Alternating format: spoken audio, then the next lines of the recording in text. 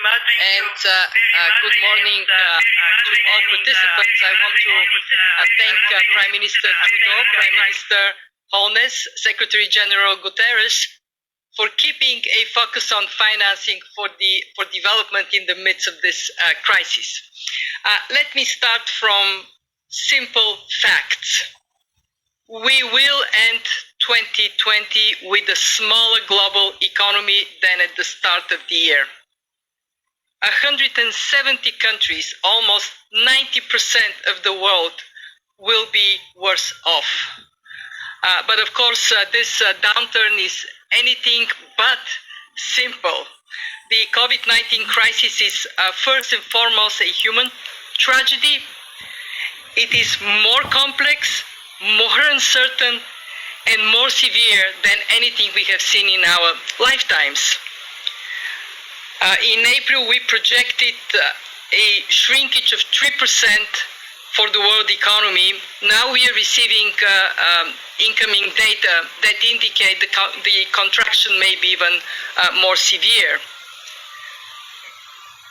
We do expect partial recovery in 2021, and we highly value the decisive actions that have been taken by policymakers to stabilize the economy. As I have been called in my intervention, I'm going to focus on the global liquidity, financial stability issue, answering three questions. What are the global financial conditions for coping with this crisis? Secondly, how do they affect emerging markets and developing economies? And thirdly, how is the IMF helping its members?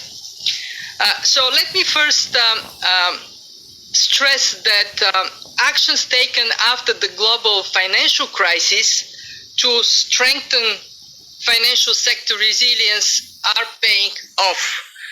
Banks are well capitalized. Macroprudential regulation provides much needed protection.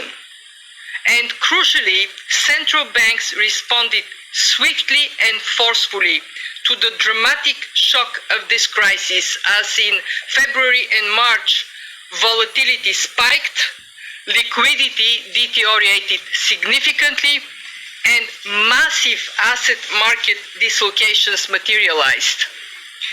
So what central banks have done, especially major central banks, by cutting interest rates, purchasing over $4 trillion of assets and announcing more purchases to come, introducing foreign currency swap lines, all that helped to massively reduce the strain on financial markets and to ease global financial conditions. But we are not out of the woods yet. Financial conditions remain dependent on uncertain economic and health developments, and countries are now facing the prospects of rising bankruptcies, which could affect banks, particularly banks with weaker buffers. And this is why a very important point to be made and repeated again and again is the necessity of fiscal measures to continue to build that bridge over the standstill. Especially necessary is financial support for workers and small and medium-sized enterprises. So far, global actions are unseen before, $9 trillion of fiscal measures, and more will have to be done.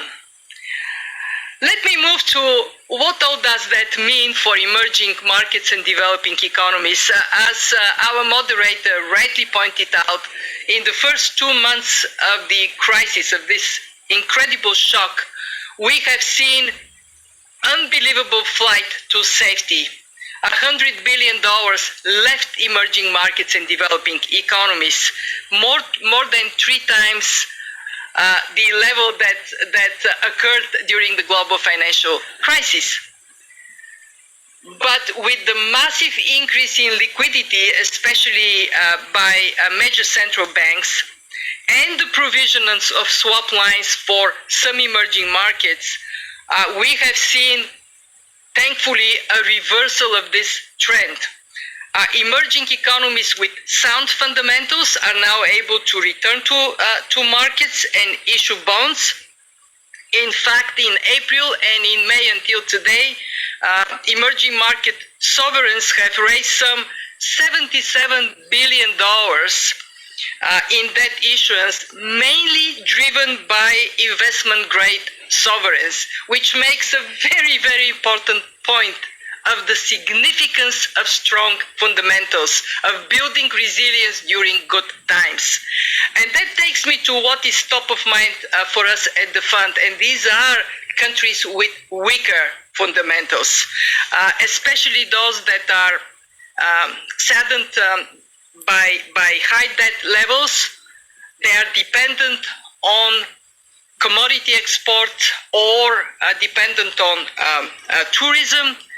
And of course, above all, war-affected countries that stepped into this crisis from a very tough position, like people that have weak immune systems at highest risk to the pandemic. Weaker economies are, of course, at highest risk to the economic shocks. So from commodity exporters in sub-Saharan Africa to the tourism-dependent Caribbean, the home of the Prime Minister of Jamaica, we expect to see their worst GDP growth outcome in decades and a large decline in per capita income. So it is paramount to focus on this group of countries in three respects. One, make sure that we work hard towards debt sustainability. Two, that they have access to financial lifelines with emphasis on access to grant and concessional resources. And three, work, even during this crisis, work with countries to improve the conditions for private sector-led growth, underpin growth for the future. Which brings me to the third question. What is the IMF doing in this crisis? Well, we are working 24/7, all hands on deck. We are leaning in this crisis with everything we have, with the strong commitment of our institution. We are providing emergency financing on unprecedented scale, already disbursed $22 billion to 60 countries. And we are receiving and processing new requests. Never before we have done so much, so fast. We are tripling our concessional lending capacity. I stressed, for the countries at highest need, at highest risk, concessional resources, grant resources are critical. And we are also providing immediate debt relief to 27 of our poorest members. We are deploying a full range of tools, in particular the use of precautionary arrangements for countries with strong fundamentals. We are exploring how to deploy SDRs to support low-income and small economies. Together with the World Bank, we strongly support the G20 debt service suspension initiative that can make significant contribution to eligible low-income countries. Let me finish by stating we are at the service of our members to fight the crisis, and I want to stress to underpin sustainable and inclusive global recovery. After the global financial crisis, our shareholders very smartly quadrupled our lending capacity. We now have $1 trillion, and we are committed to use as much as necessary to help our members. Working with you, working together, the best memorial we can all build for those who lost their lives to the pandemic is to build a more resilient and more prosperous world. Thank you.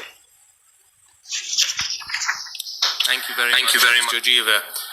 Moving directly to the second topic, the debt vulnerability.